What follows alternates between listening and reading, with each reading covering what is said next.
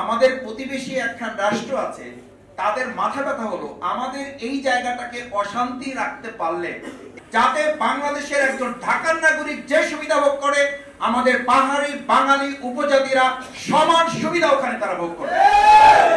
আসলে কি সেনাবাহিনীকে এখান থেকে যারা তুলে নিতে পারেন, আমরা কি বলবো যে বগুড়া থেকে ওনাদের অসুবিধা হয়, বগুড়া থেকে সেনাবাহিনীকে প্রত্যাহার করেন?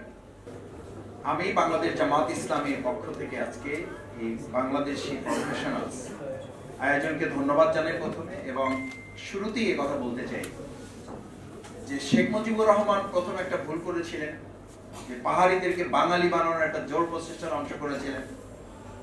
তার মেয়ে আরেকটা ভুল করেছেন, যে শান্তি প্রতিষ্ঠার নামে মূলত সেখানে বাঙালি এবং পাহাড়িদের উপেক্ষা করে একটা গোষ্ঠীকে, চাকমার একটা অংশকে সন্তুল আরমার নেতৃত্বে তাকে দিয়ে একটা শান্তি চুক্তির নামে মূলত পাহাড়ে একটা অশান্তি তারা তৈরি করেছে।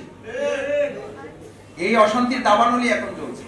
অংশগ্রহণ করার অধিকার, অবস্থান করার অধিকার এবং নাগরিক হিসেবে যাদের স্বীকৃতি, সেই স্বীকৃতি যেন সেখানে চূড়ান্তভাবে বাস্তবায়ন করা হয় সেটি নিশ্চিত করার জন্য আমরা বর্তমান তত্ত্বাবধায়ক এই নির্দলীয় নিরপেক্ষ সরকার ইন্টারিম গভর্নমেন্টকে আমরা অনুরোধ করতে চাই এবং তাদেরকে আহ্বান জানাতে চাই।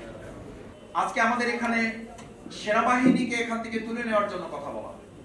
আসলে কি সেনাবাহিনীকে এখান থেকে যারা তুলে নিতে পারেন, আমরা কি বলবো যে বগুড়া থেকে ওনাদের অসুবিধা হয়, বগুড়া থেকে সেনাবাহিনীকে প্রত্যাহার করেন?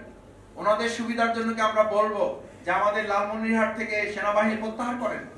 এর অর্থ হলো আমাদের প্রতিবেশী একখান রাষ্ট্র আছে, তাদের মাথা ব্যথা হলো আমাদের এই জায়গাটাকে অশান্তি রাখতে পারলে, এখানে কিছুটা ঝামেলা করে রাখতে পারলে, বাংলাদেশের কিছু ঝামেলা হোক, এই ঝামেলাটা করার জন্য প্রতিবেশী রাষ্ট্রের মূল মনোযোগ হলো বাংলাদেশে অশান্তি তৈরি করার জন্য সেখান থেকে সেনাবাহিনী প্রত্যাহার করে তারা তাদের মাতব্বরে প্রতিষ্ঠা করার জন্য ষড়যন্ত্র তারা করেছে।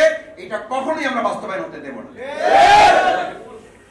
সেনাবাহিনী থাকলে অসুবিধা কি? আমি তো ছাত্র জীবন থেকে, আমি ইসলামী ছাত্র শিবির করি 1988 সাল থেকে। সাংগঠনিক কারণে, রাজনৈতিক কারণে বহুবার ওখানে যাওয়ার সুযোগ হয়েছে, ভাইদের সাথে মেশার সুযোগ হয়েছে, কথা বলার সুযোগ হয়েছে। তারা বলেছে যে ভাই আমরা তো এখানে এমন ভাবে নির্যাতিত যে আপনাদের দেশে আর চাঁদা কি উঠে, এখানে আমাদের কয়েক জায়গায় চাঁদা দিতে হয়। আমি বললাম কেন ভাই? বলছে যে প্রশাসনের কাছে, আমাদের এখানে কর্তৃত্ব আছে তাদের কাছে, এখানে স্থানীয় নেতা আছে তাদের কাছে, এখানে আবার বাইরে থেকে কর্তৃত্ব করে তাদের একটা অংশ আছে তাদের কাছে। আমরা পরিষ্কার বলি, এখানে বাঙালি এবং পাহাড়ি উপজাতি যারা আছেন তাদের ভবিষ্যতে এমন নিরাপত্তার ব্যবস্থা আমাদের সংবিধান করবে যাতে বাংলাদেশের একজন ঢাকার নাগরিক যে সুবিধা ভোগ করে আমাদের পাহাড়ি বাঙালি উপজাতিরা সমান সুবিধা ওখানে তারা ভোগ করে। আমাদের ঢাকার একজন নাগরিক এখানে 10 তলায় থেকে যে নিরাপত্তা পাবে, আমাদের পাহাড়ি বাঙালিরা আমাদের সংবিধানে একই নিরাপত্তা তাদের সেখানে নিশ্চিত করা হবে।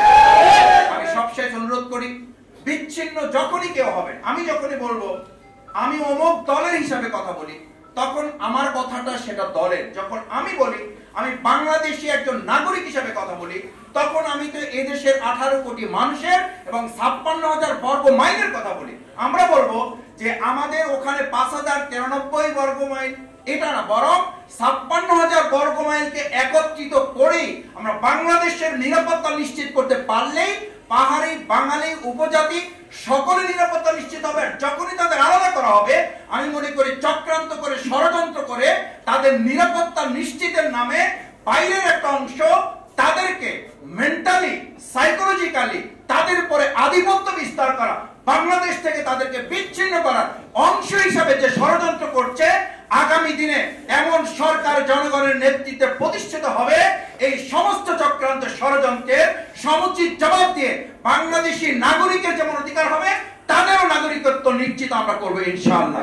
সেই প্রত্যাশা ব্যক্ত করে সেই লক্ষ্যে আজকের আয়োজনে যে সমস্ত সংগঠনের নেতৃবৃন্দ এখানে আসছেন, আমরা আপনাদেরকে নিশ্চিত করছি ইসলাম হচ্ছে সেই ধর্ম, যেই ধর্ম প্রত্যেক ব্যক্তি, গোষ্ঠী, দল, আউস, খাজরাজ, কুরাইশ প্রত্যেকের সমান অধিকার নিশ্চিত করার জন্য কাজ করেছে। আসুন আমরা আমাদের প্রিয় মাতৃভূমি বাংলাদেশের প্রত্যেকটি ইঞ্চি মাটির এক একজন নাগরিকের তার তার জায়গার সমান মর্যাদা দিয়ে এই বাংলাদেশকে আমরা গড়ে তুলব, সেই প্রত্যাশা ব্যক্ত করে আবারও সবাইকে ধন্যবাদ, কৃতজ্ঞতা জানিয়ে বাংলাদেশি প্রফেশনালস মেহেদী হাসান পলাশ ভাই এই বিষয়ে অনেক গুরুত্বপূর্ণ কাজ করছেন, তাকেও বিশেষভাবে কৃতজ্ঞতা এবং ধন্যবাদ জানিয়ে আমার কথা শেষ করছি। আল্লাহ হাফেজ।